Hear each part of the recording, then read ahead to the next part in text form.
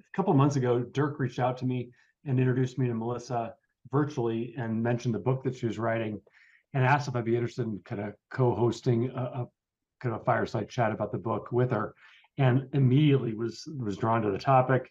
Feedback is something I care about so much because it has the potential to make profound impacts on people. It can either really help their growth and development, improve their experience in their work and in their life, or just be soul crushing and really tear people down, or potentially send them in the wrong direction, get them perseverating about the wrong stuff and overreacting. I think there is an element, right? We have to be aware of the impact that we're creating, but are we really creating a full level of awareness of the impact on me, on others, on the person that I'm giving feedback to? And it felt to me like it was more like, make this better for me, then make this better for you. And then the last thing I would say, I've just seen the impact of feedback, and it feels to me that people then become more about proving themselves than improving themselves. And then it's like, you see in the book, there's examples, I'll never do that again, because I'm going to prove that to that person that I know, that I'm smart, that I'm capable.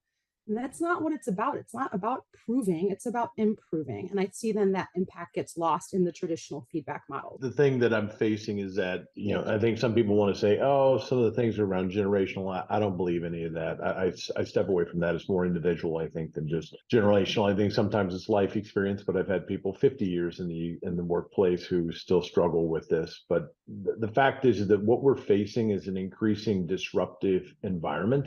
And we're trying to figure out what does good look like when we don't know what good looks like. So the ability to give feedback when we collectively don't know what good looks like, there's a general, it's harder to give feedback the more complex the disruptive spaces that we're dealing with. Any comments or thoughts about things that have worked well or maybe haven't worked very well in your organizations in trying to develop the skills of feedback? One of the things that we used to do is we used to use a model that were several conversation frameworks, I should say, not models, from Catalyst Leader.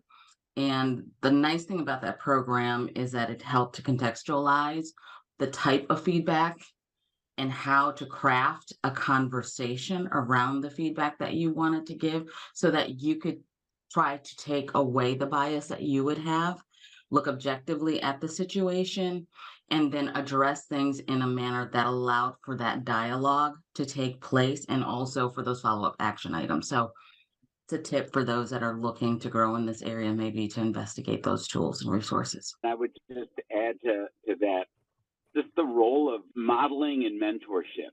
I think modeling self-reflection, modeling, especially if you're holding power, the ability to show your fallibility and that you're growing still and you're learning. And I think that garners so much more goodwill in everybody trying to be their best.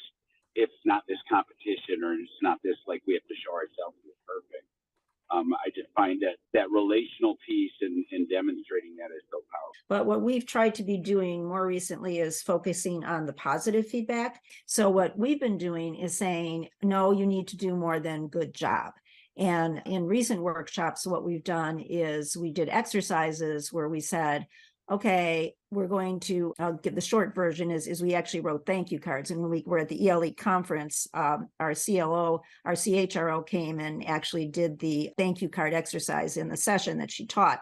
And what we have found that by doing that now, people are doing it. Some people like the thank you card, writing it. Other people have gone verbal, but they're realizing more that in order to give positive feedback, it has to be meaningful. The good job doesn't do enough.